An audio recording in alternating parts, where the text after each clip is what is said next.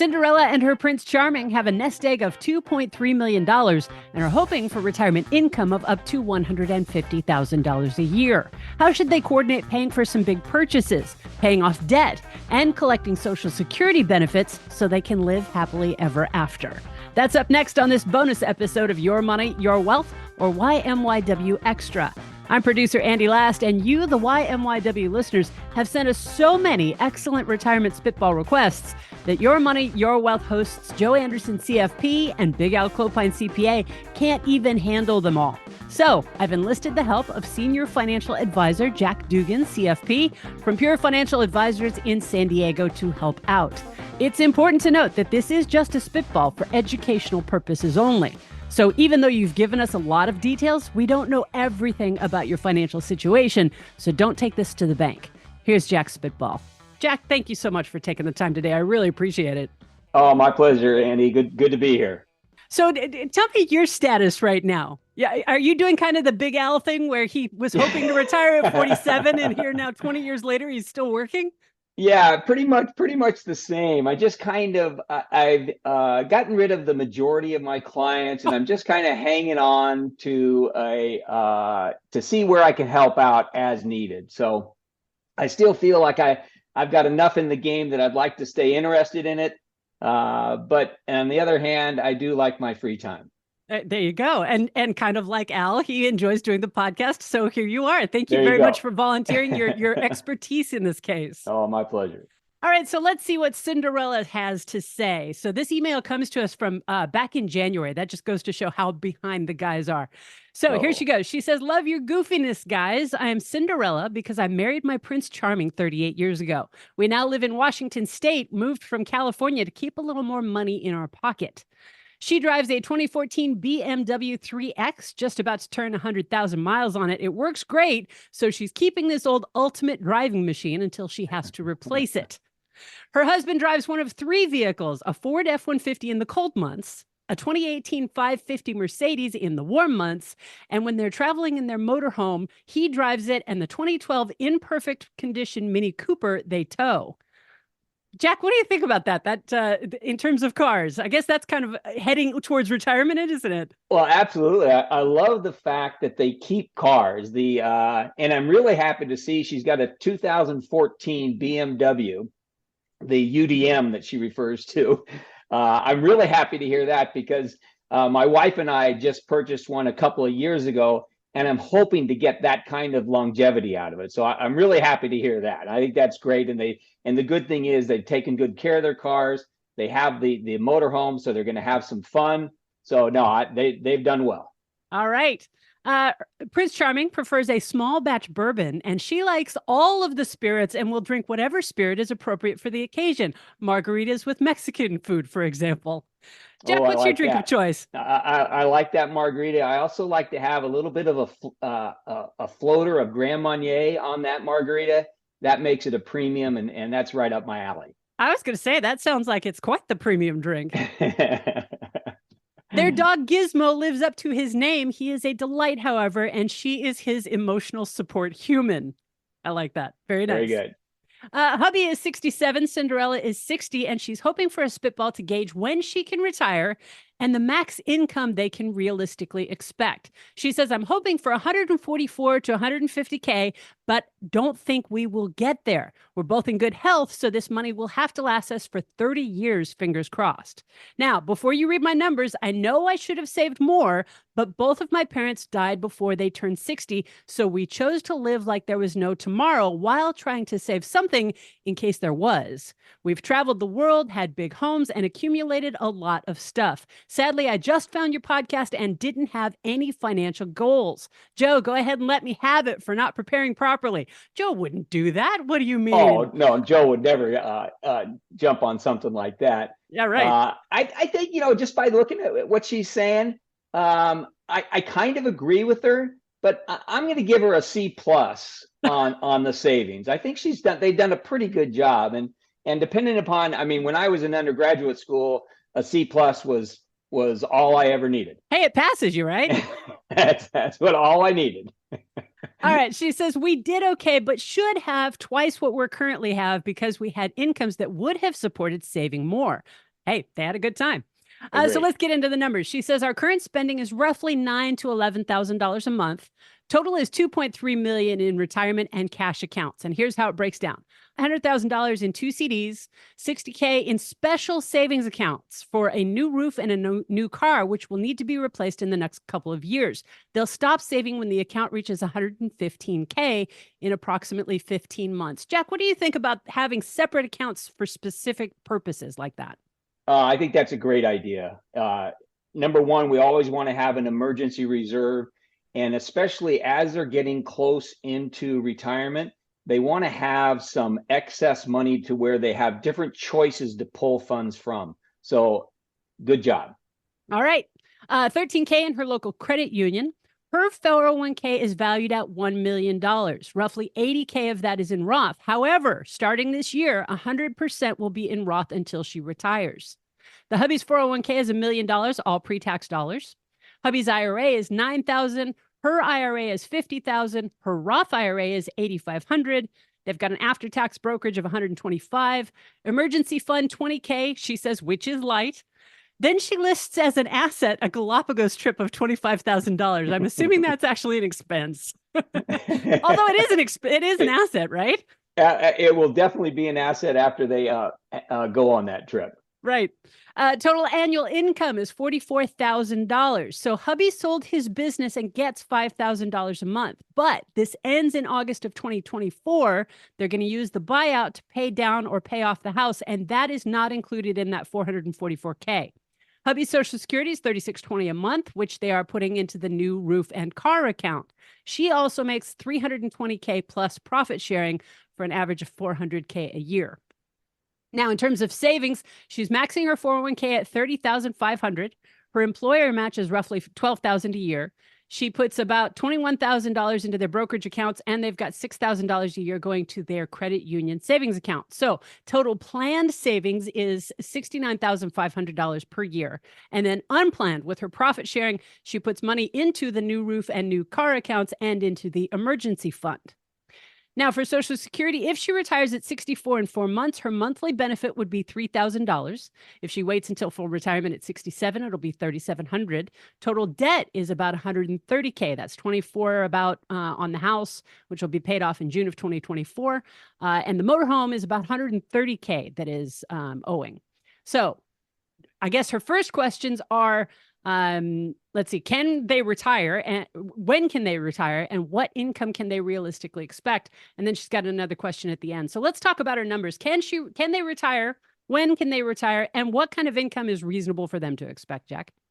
Yeah, so let's first of all talk about their target for retirement is the dollar amount. And this is the one thing that I think most people, as we get closer to retirement, kind of mess up on. And the reason mean this is she's making, and I'm just going to round it off, she's making $400,000 a year. Okay, so if I'm making $400,000 a year, she's in a state that there's no state income tax, so that's good news.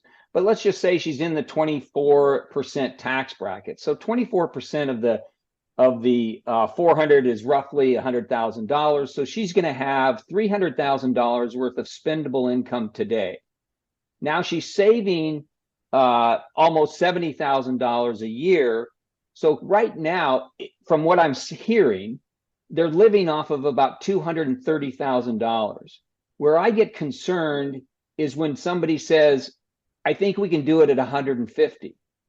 And it's like, well, whoa. Why did we go from 230 to 150? What are we cutting out? And is Gizmo not going to be eating during retirement? So that kind of concerns me. And I think it's really important for people to take into consideration, what is your income now? And realistically, how much different is that going to be in retirement? Because most of us, we want to live the same way tomorrow as we did yesterday. Now, and when you got more time, that means you spend more, right? And that's really the big thing. And plus, if she wants to retire early, which I think she can, but she's 60, so she's going to have a gap before she hits 65. So say, for example, she goes, I think I can work another couple of years. I can increase our savings, which would be a great idea. But so now if I'm retiring before I'm 65, I'm not Medicare eligible. So now I've got another expense of healthcare, which depending upon whether her employer has been paying it now or whether she's self-employed, I'm not sure.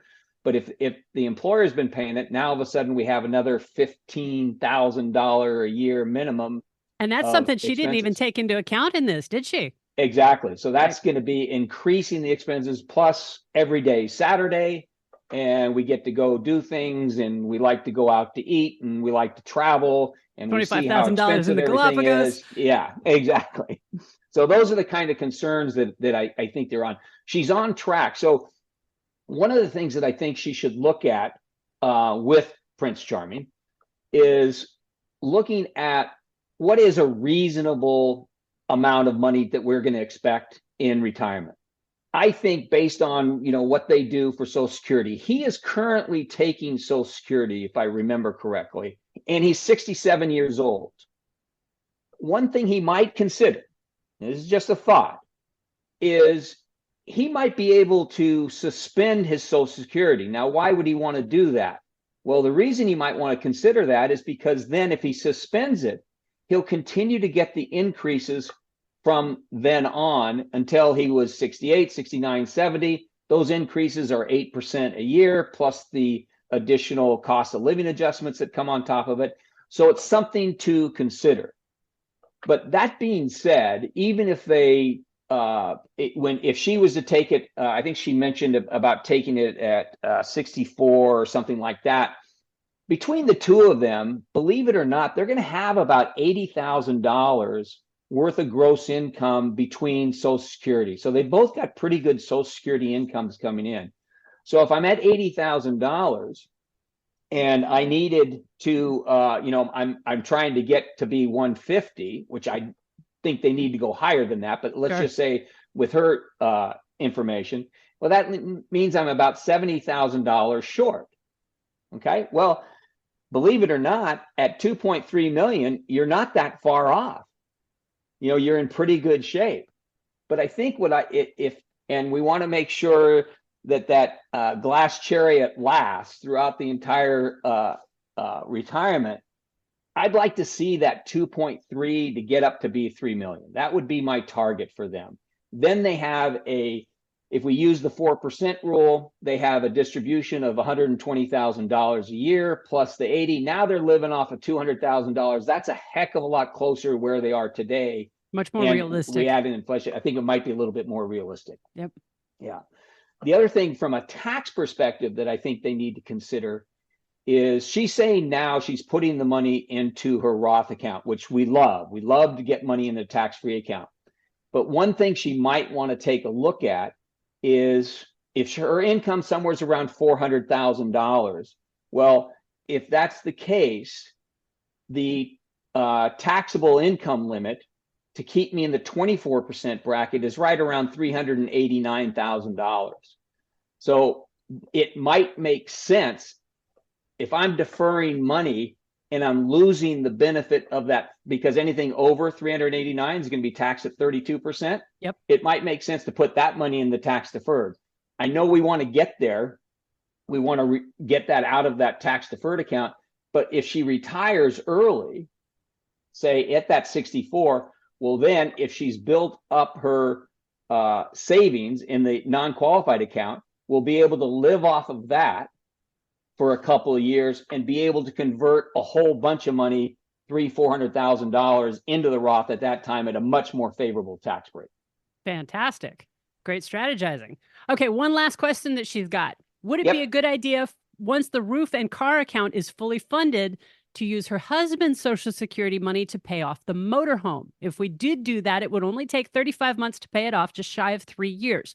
Or should I stop saving for the car and roof and pay off the motorhome first so it would be paid off when I'm 63, which might allow me to retire sooner, or if the other number works out? Love, love, love your show. Andy is great. Maybe she should read the question for Joe. However, I love it when he reads them. He does a great job. And I love it when he makes an error because he makes a bigger deal of it than it is. Funny stuff. Love you, Cindy. Cinderella, thank you so much for that. I appreciate that. And just for you, I'm reading the questions today. It just happened to work out that way. And she didn't make any mistakes. Well, I don't know about that. So what do you think about which should be paid off first? And how do you think she should work that, Jack? Okay, first of all, you want to look at is what's the interest rate on the motorhome. I imagine it's probably over 6-7%. I've seen loans that are for motorhomes that are at 10%. So I'm not sure where theirs is, but if that was the case, anything over 5%, that's got to go. We've got it. That's going to be a top priority. And the other thing to remember is once they get into retirement, they're going to have the house paid off, which is going to be great. If we could get the motorhome paid off, now it's debt free for me and we're in good shape. Fantastic. Cash flow is king, and you've just reduced your cash flow needs. Yep. And then that, it all works out that well. So what other suggestions would you have for this couple, Jack? I think the other thing that they want to do is try to build up that brokerage account so that when they do get into retirement, they're going to have funds that they can pull out, so that's going to allow them to do Roth conversions once she retires and her income is reduced dramatically. So I think that's the focus would be is, we're going to get into that Roth conversion, but we're going to have to put it off until she retires. That is Jack Dugan, CFP from the Pure Financial Advisors office in San Diego. Jack, thank you very much for stepping in and filling the shoes of Joe and Big Al here so that we could get some of these questions answered. My pleasure. Cinderella, thank you so much for your question and for your patience. YMYW listeners, check out the video of this spitball on our YouTube channel and join in the conversation. I'm there in the comments every day responding to you and letting Joe and Big Al know what you think, because Your Money, Your Wealth is your podcast, and the show would not be a show without you. Click the link in the description of today's episode in the show notes to get free access to helpful guides and white papers, blogs, educational videos, and much more to help you get retirement ready.